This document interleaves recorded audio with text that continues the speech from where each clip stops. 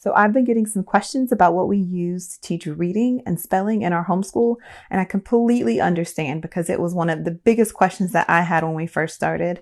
And so in today's video, I'm going to share with you what we've been using since the beginning, what we're going to continue to use this year. All right, so if you're interested in seeing that, keep watching. Remember to subscribe and like if you find this helpful, and share because I know other mamas are looking for this too. All right, let's jump into this. So both our reading and spelling are from All About Learning Press. And they say we take the struggle out of reading and spelling. And they really, really do, guys. I have loved this program and their site is user friendly. So go here and check it out. There's placement tests for you. They take you through how to do the different lessons and everything. And this is a pretty popular program, so there's a lot of information out there about it. But I just wanted to share with you my experience and how we're going to be using it this year. And I will do just a super quick flip through of one of the lessons from spelling and a lesson from reading, just so you can see what it looks like inside of the teacher manuals. So I think I'll start with that. Let me grab out one of the spelling. I'm going to share with you all about spelling level 1 and all about reading level 2. If you work your way through the program, after you complete level 1 of reading, then they suggest you start level 1 of spelling. So you can continue on to level 2. So you'd be kind of working on these at the same time. Now we're through these and they really, I feel like we're foundation building for us. And my second grader is almost done with level 3. We did the placement test for level 4. And I don't even know if we need to use it. Like, I felt like it has been that strong for us. And his reading has just taken off. So we are going to continue for sure with the All About Spelling levels, because that is not our strong suit. It's not mine and it's not my boys either. I was hoping they would kind of be naturally good spellers, but you know, they get it from their mama. So let me show you inside of this one real quick. So All About Spelling and All About Reading are really open and go. They guide you through the lessons and the lessons are broken down into steps for spelling. So you've got 24 steps in this level. And I have found that we can set a timer for about 10 to 15 minutes and work through most of the steps. But I feel like with the other subjects that we cover, spelling sometimes gets neglected. But because we're going to be doing more writing this year and my boys get frustrated when they don't spell a word right, even though I encourage them that it's okay, it's not about that, they're still like, I know when I read that word that that's not what it's supposed to look like. But for some reason, it's not, I can't spell it, but I know what it looks like when I read it. So that's a point of frustration for them. So I'm going to up us focusing on our spelling this year. And I think the way we're going to do it this year is just to focus on like a step a week. And that way we can kind of front load our weeks with our lessons. And then as the week carries on, people get tired, things come up, distractions happen. It's just part of life and a part of homeschool life, honestly. It gets harder for me anyway to be consistent with spelling. So I think if I go ahead and do the lesson or the step at the beginning of the week and then just have them review independently throughout the week, I think that's going to be the best for us. I'm planning right now and I'm talking through this, my thoughts and planning as I'm sharing this with you. So hopefully that's not confusing to anyone. But like I said, we're just going to take it slow and really try to be consistent and not just move through it. Now,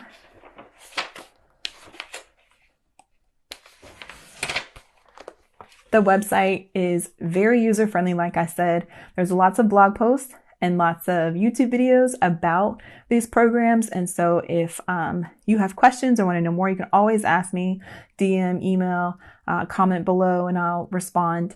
But like I said, there's a lot out there about this program. But when you get your student packet, it'll have all of the cards that you need to do the lessons.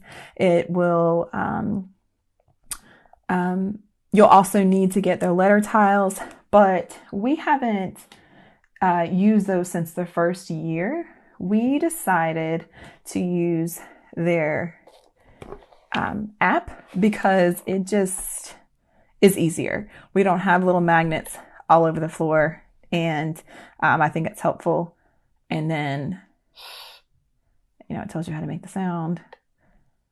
And depending on what lesson you're in, so this is just level 2. When they get a little further, they'll learn all, like the sounds for I. Let's see if I can bring that up. Come on. Yeah. I, E. So it'll, you know, tell them the sounds that they have learned so far in whatever level and whatever lesson they're working on. So this has been, whew, I love this so much better than the individual magnets. But I know that people do like the individual magnets because they don't want to use a tablet during that time. And, you know, just the hands-on movement is maybe better for their children. So you will also need the review box or to hold your cards. I'm using this box that my mom got us from IKEA. You've probably seen these boxes with this pattern in our homeschool room, other videos or on Instagram photos. She got these for me from IKEA on clearance, and she just like bought them all. They were like $1 and $1.99. So thank you, Mama, for the hookup on that. But I put their reading cards and their spelling cards in this box. I just purchased the dividers from All About Learning. And then this year, instead of using a lined notebook, I think it's fun to write on different papers, or different size papers. So we got this little tablet from, where did I get this from? Rainbow Resource. I think I shared this in that haul that I did. So, and I love how it fits right there in the box. So let me show you inside a lesson really quickly. So you would open up to a lesson, or just open up to a random one. So here is step 3 or lesson 3, and it tells you what you need for the lesson and what cards you need to pull out for the lesson. And then it kind of gives you just, this is kind of your guide in these gray boxes. These are extra tips for you. And then it gives you step by step what you need to do. There's no guessing. It tells you the whys, and it's straightforward. I love it. I love it.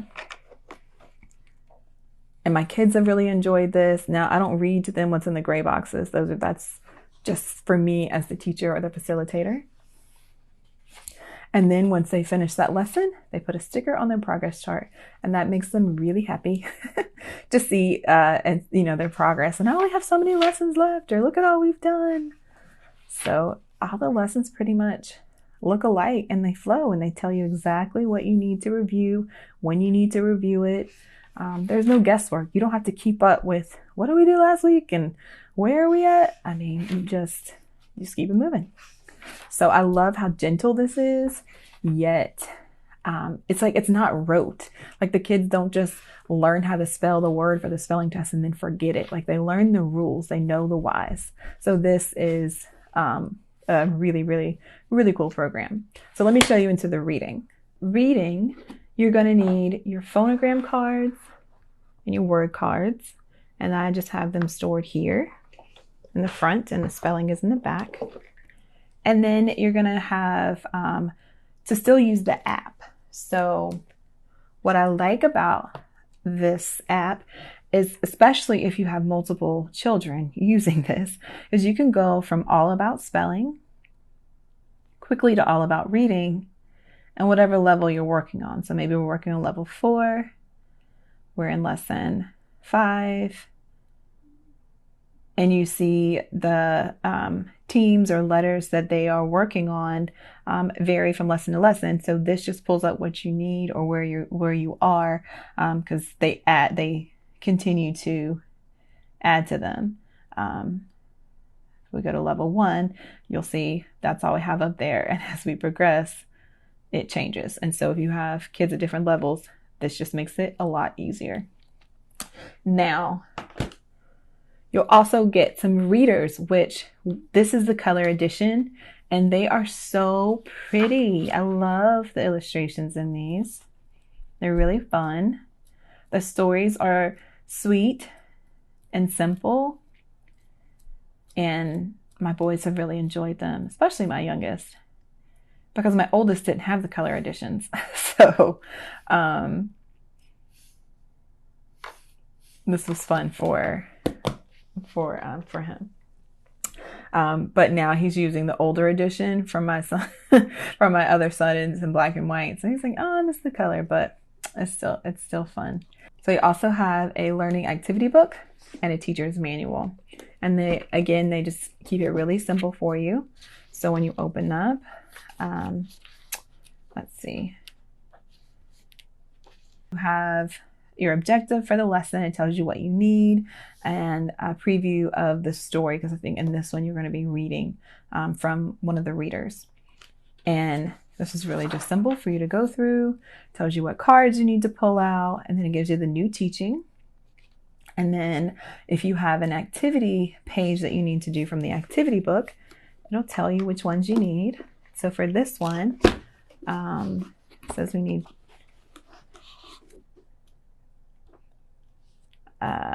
page 31. And it says to cut out the cards and arrange them on the table with the words facing up.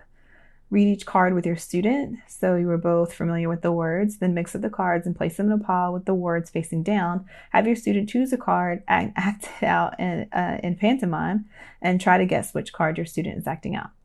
Now, my son did not want to cut these out, so he just told me not to look. We flipped the page and we chose one, and then he acted it out, and then we did it, and that was it. So you can do this in different ways. You don't have to cut out everything and glue everything and staple everything. There are some just different activities that we did not in the book, and it was fine. It was fine. We read the words and he moved on.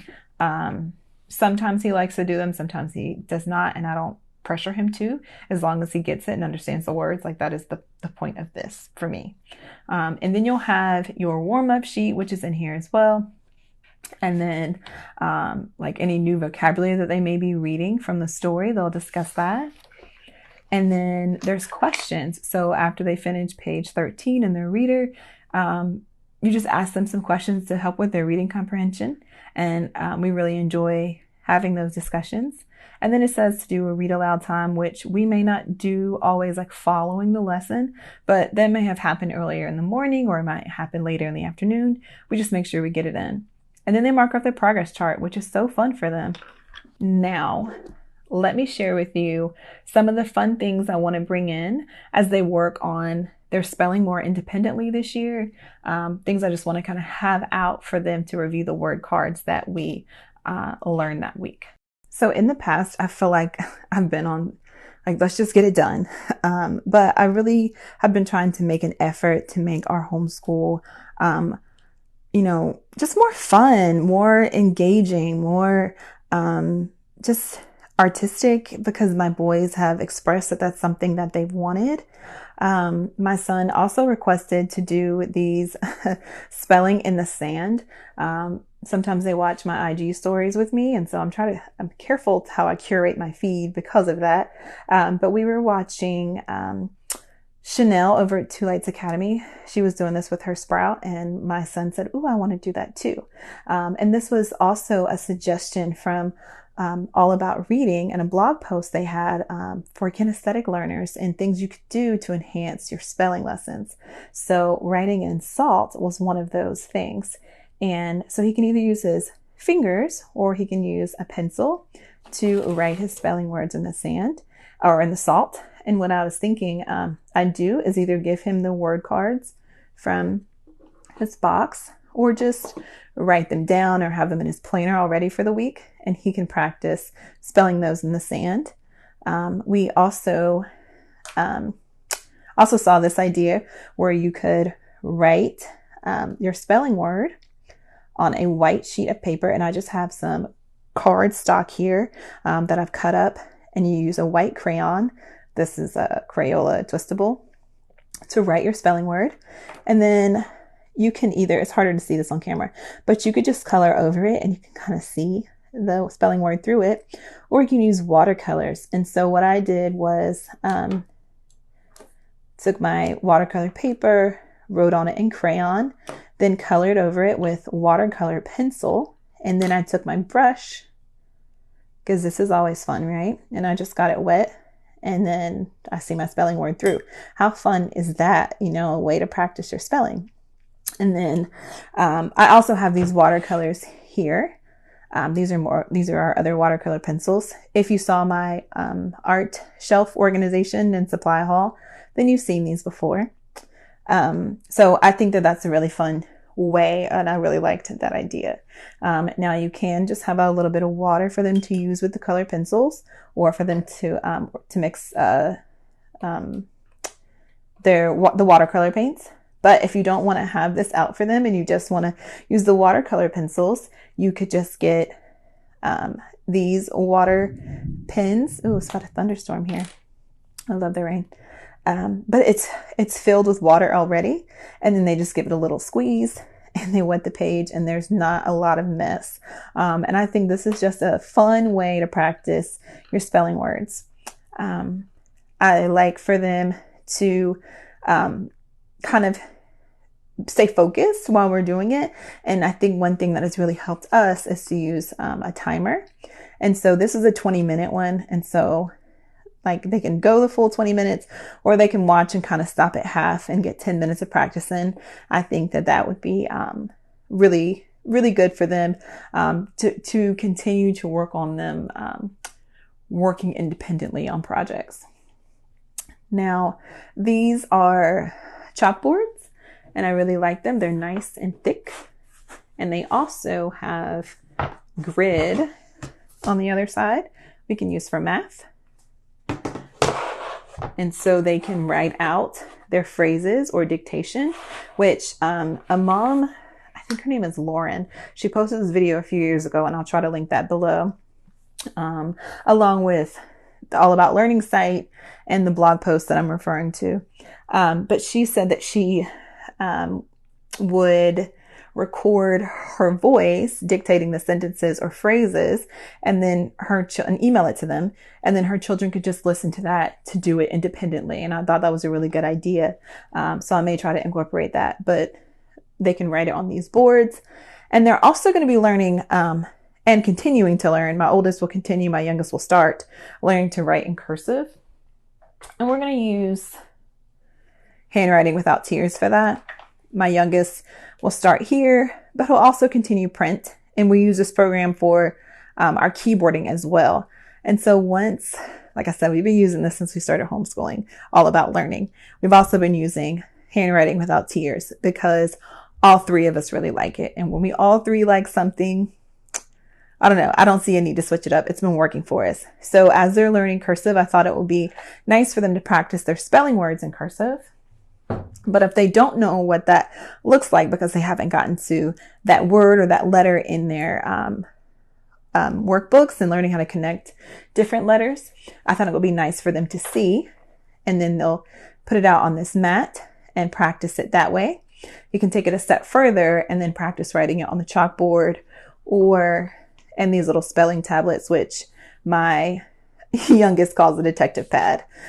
So I think this will just be a really nice way to practice spelling and just keep it fun. Now, guys, I'm not going to overwhelm myself. This is not something that's going to happen every day, every week. This is just going to kind of keep us, from getting bored, and just kind of spice it up every now and then. So if you like these ideas, like I said, I'm going to link the blog post that inspired this below. And I hope this was helpful. Let me know in the comments below if it was, and I will be back with another video soon. All right, guys, bye.